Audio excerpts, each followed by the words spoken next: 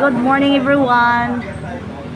Bali, mapanayam natin ngayon ang ating Master Founder Programmer, Oscar Cinco Usowa. Ito ang ating panauhin sa ngayon dito sa ating headquarters ng Guardians dito sa Pasay City.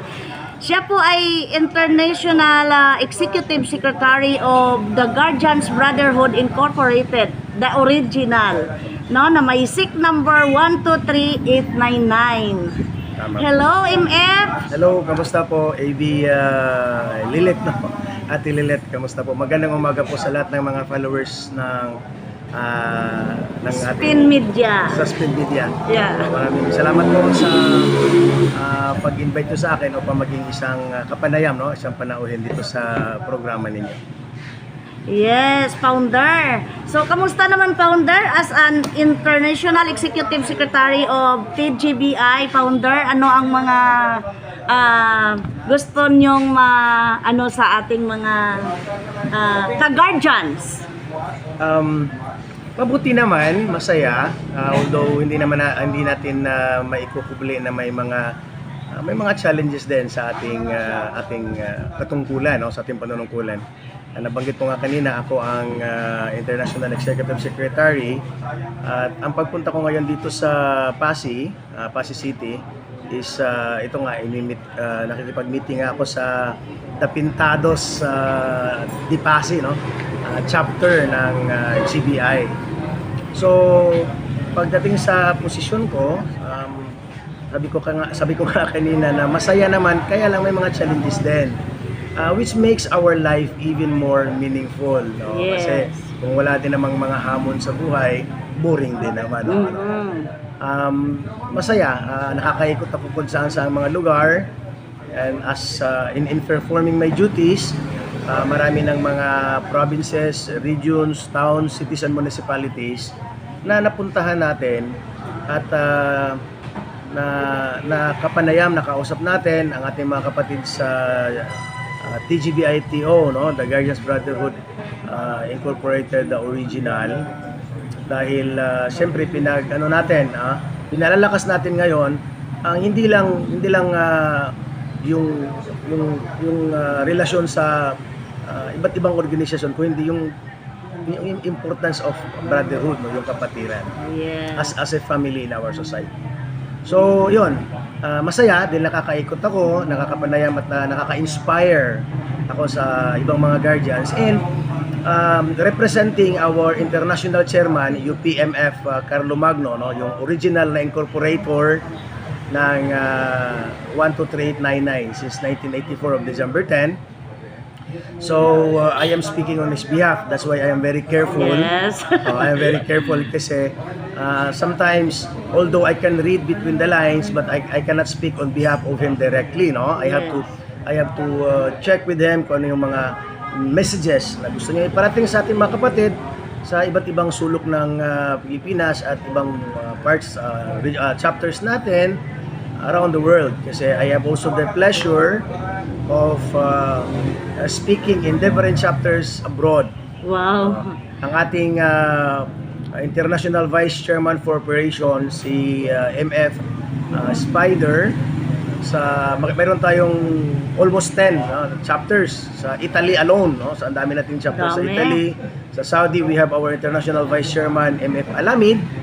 So meron tayong siguro 4 or even more chapters sa Saudi, and all over the world. Meron tayong mga international, regional chapters. So masaya, challenging, and most of all, it is very inspiring kasi we have the privilege, we have the opportunity to be able to influence and inspire other people to help and become a better guardian and better person in general in our community. Wow, ang ganda naman ng mga salita ni Master Founder natin, no? Salamat, Founder, at nakapunta tayo dito sa Pasay City. Welcome sa Pasay. No, maraming salamat po. Dati narinig ko lang ang pangalan ng Pasay City, no? There are many things that your city provides, your city offers. And what makes it more interesting, kung ano yung medyo nagbigay buhay pa kasi, with all honesty, ang punta ko rito, dinalaw ko lang si Supremo Hicoli, no? Si Police Lieutenant Nerio Hicoli. This is a personal visit supposedly for him. Wow. Nagkakapi lang kami doon sa Iloilo City, and then it came to the point na sabi niya, MF programmer, kung may time po kayo, if you have the liberty, I would like to invite you na dalawin yung Pasig City, no, yung Pintados di Pasig chapter. And blessing in disguise, I am overwhelmed. Wow. I am overwhelmed. Nabanggit ko sa inyo kanina, Ate Lilet, no? I have the opportunity to travel around the world many times. And I have seen Pasig, one of the most unique places and one of the most unique chapters ng GBI, because this has existed more than 13 years, sabi nga nila sa akin. Yes. And there are a lot of wonderful things na nangyayari dito, and what makes it more exciting sa dalaw na to na hindi sinasadya, kasi I had the privilege to be introduced, no, to the city mayor in the person of our very good honorable mayor Stephen Palmares. As a matter of fact, I was able to kadaupang palad, no? I had the chance to speak with his elder brother yesterday. Oh. Na naging Ang katulad ko rin, advisory OFW, body. ating advisory body, no? AB Sherwin. And he spoke a lot of good things about the city.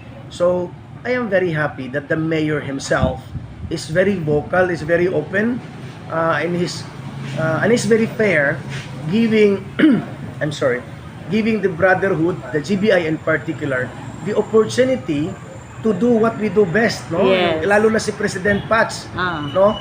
What we do best is to serve the community voluntarily, no? So in the service of the community, we do it voluntarily, and the mayor himself, the kind mayor, help us perform our voluntary duty with no reservation. So kung mapapanood ni Mayor ito, Mayor, on behalf of our international chairman UPMF Carlo Magno of the GBI, the original, I would like also to reach out and say thank you very much. I know in a couple of days, baka tomorrow we will have we can set the final meeting between us in your office.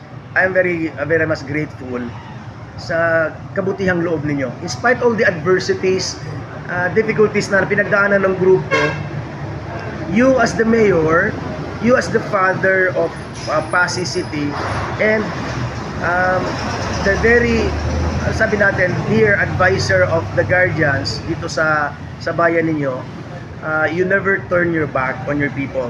And for that, sir, I salute you. Yes, thank you so much. I am a programmer, and sino-shout out natin ang ating Mayor, Attorney Stephen Palmares, no? God bless you, MF. Thank you so much. Maraming salamat din. In closing, I would like to stretch out isang bagay lang sa lahat ng guardians na nakikinig o kaya nanonood this live broadcast ni Ate Lilet, ng ating advisory body. Meron lang ako isang challenge na ibibigay. GBI man kayo or ibang branch, no? As a master founder, narating ko tong posisyon na to, and I would like to inspire and encourage everyone sa message ko na ito. Kasi magkakalapit tayong lahat, no, as a brotherhood, but the sad part of the story is hindi man natin kakilala ang mga ka-brothers natin, nakakadaop ang palad natin ng maigpit, nayayakap natin ng maigpit, nagmamano tayo kahit mas nakababata sa atin dahil mataas ang ranggo nila. And we are able to do that in the spirit of brotherhood. Now, my challenge is, kung kaya nating kamayan, kaya nating yakapin, kaya nating magmano sa di natin kaano-ano, bakit hindi natin gawin din sa ating mga pamilya yan? Sa ating mga mahal sa buhay. And I encourage all the guardians out there. This is my message to all of you. And as I say, thank you to Police Lieutenant Nerio Hicoli, ang ating Supremo dito sa Pasig, sa Pintados di Pasig chapter. So, if we can do this, we can express our love and our care sa ating kapatiran, sa mga guardians. Let us also do it sa ating mga pamilya. At the end of the day, this has to start from the smallest unit of our society, which is our family. So, on behalf of our International Chairman UPMF Carlo Magno, this is semi-programmer, nagpapasalamat ako sa oportunidad na ipinagkaloob sa akin ng mga taga-Pasig, and to the Mayor and to Pintados de Pasig Chapter of GBI, saludo po ko sa inyo. Nawa ipagpatuloy natin, patuloy ninyo ang magandang naumpisahan ninyo. And rest assured, kami sa National will always be here to help, whether original kayo o hindi, as long as kailangan ninyo ang tulong namin. So long, and mabuhay po ang lahat ng guardian sa buong mundo. Maraming salamat po. Thank you so much, MF Programmer. Thank you sa bilin ninyo sa mga guardians, no? Sana lahat ng guardians, hindi lang tayo nagmamahalan sa isa't isa, kundi yung pamilya natin ang mahalin natin. Thank you so much. God bless. Thank you po. Thank you MF. po. Maraming salamat.